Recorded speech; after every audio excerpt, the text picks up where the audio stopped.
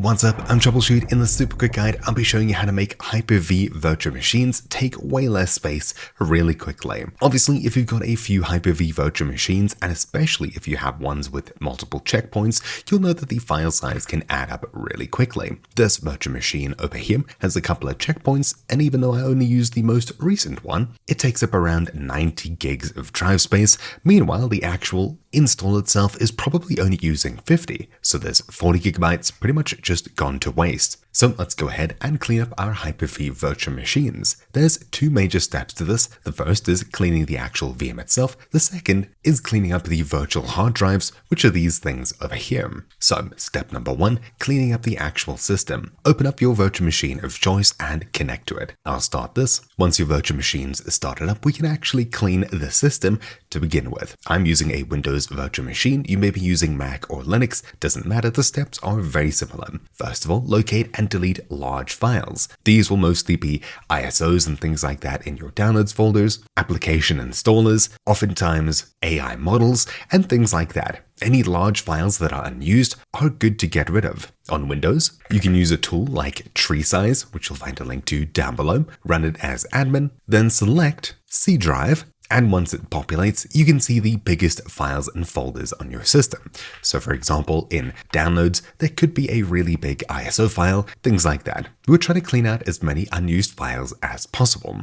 Once you've cleaned out files and programs you're not actually using, let's clean the temporary folders just to restore a bit more space. Hit start on Windows VMs and search for clean, where we'll be opening disk cleanup as admin. When it starts up, I simply make sure everything is checked, as there's nothing too important on this virtual machine for me. I'm clearing temporary files, recycle bin, Windows Update cache, and everything else on this list here, saving a pinch of space. Usually after a clean install, you could be saving a couple of gigabytes, and if you've been running a system for a really long time, updating it and things like that, disk cleanup could actually do a ton for your system. Once this deletes temporary files and things like that, we can go ahead and shut down our virtual machine. As we're done with the internal step, now we can actually focus on the actual virtual hard drive files themselves. So I'll shut down this here. Once your virtual machine has turned off completely, let's have a look at the checkpoints. Checkpoints are great. They can checkpoint different parts of installing Windows, installing programs, plugins,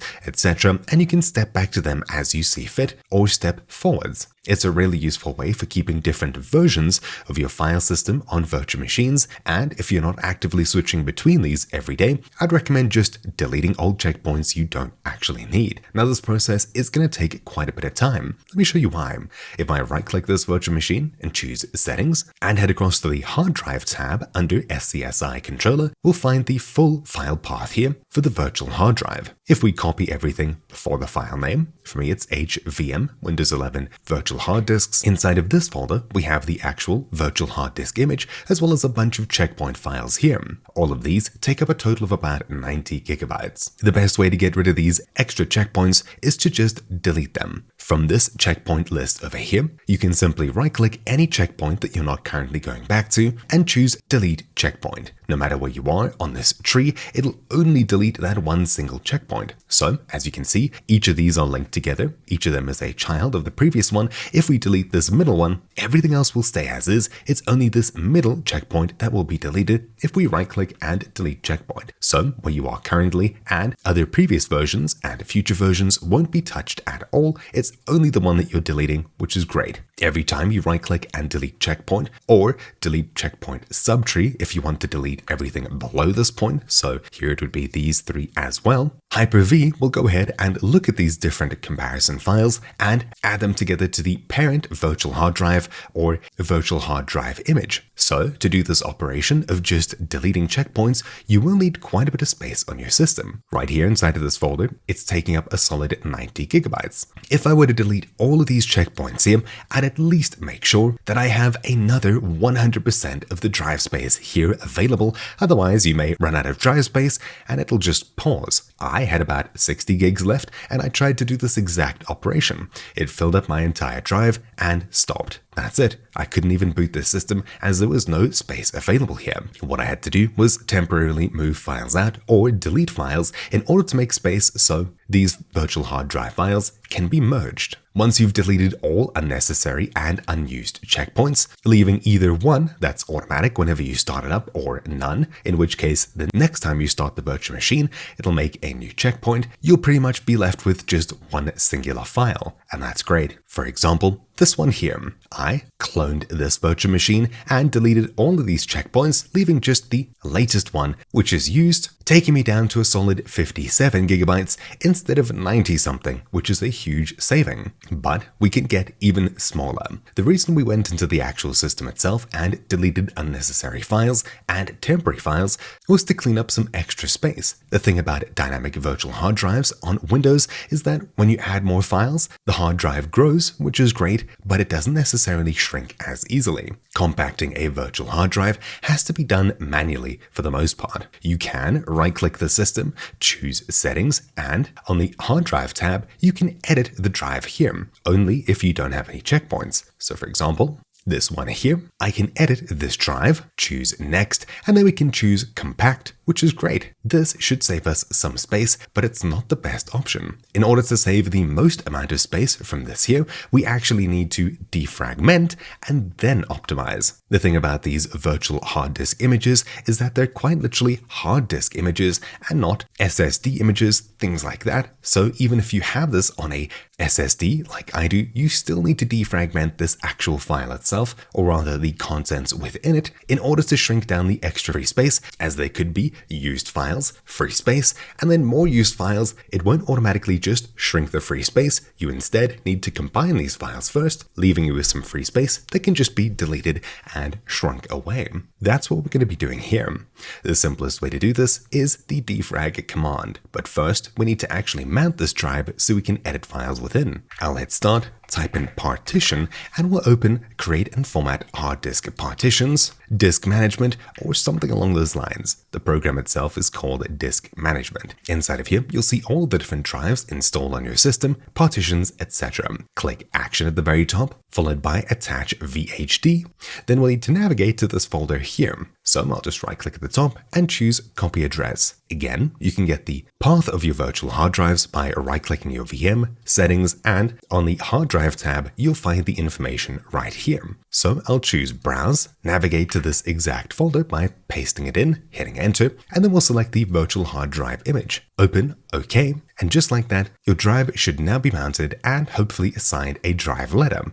When it is, it'll open up in a new file browser. However, if it's not, you'll find it on a list over here with a blue icon next to it, and on this bottom list over here as well. All you need to do is find the biggest partition, which holds all of your data, right click, choose change drive letter, and add a letter here. For example, I'll use Q just so we know it's far out of the way and we won't defragment a different drive by accident. And the files appear in my Windows File Manager, which is great. Let's go ahead and defragment this drive. The best way to do this is a simple chain of commands. Go ahead and open up a new terminal, PowerShell, or CMD as admin.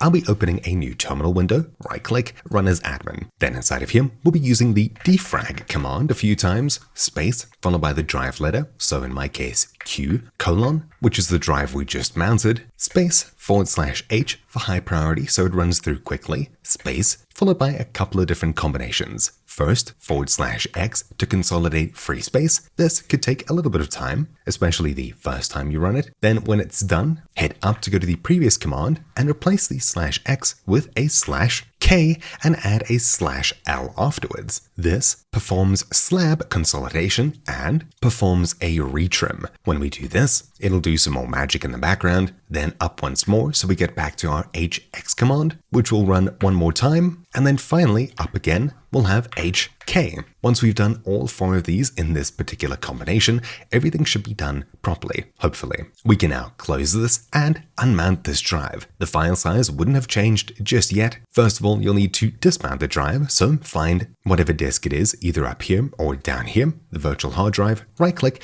and then choose detach VHD. Then OK, and now we've successfully detached this drive. Now we'll need to run PowerShell as admin to run a PowerShell command in here. start by copying the path at the very top, so right click, copy address, then hit start, type in PowerShell and run this as administrator, where now we can run cd space and inside of quotes the path that we just copied, followed by optimize-vhd space, followed by the file name. For this I'll just hit tab as there's only one file inside of this folder, which pops up here, space -mode space full as such. This will optimize the drive and shrink the file size. Here it shouldn't change too much as I've shrunk it before once already. You can only see a couple of megs disappeared there, but for me this dropped from a full 90 gigs to about 57, which is great. That's a huge amount of space saved. At this point, you can just reopen Hyper-V, find the virtual machine, start it up and connect to it as usual, where you can continue your workflow now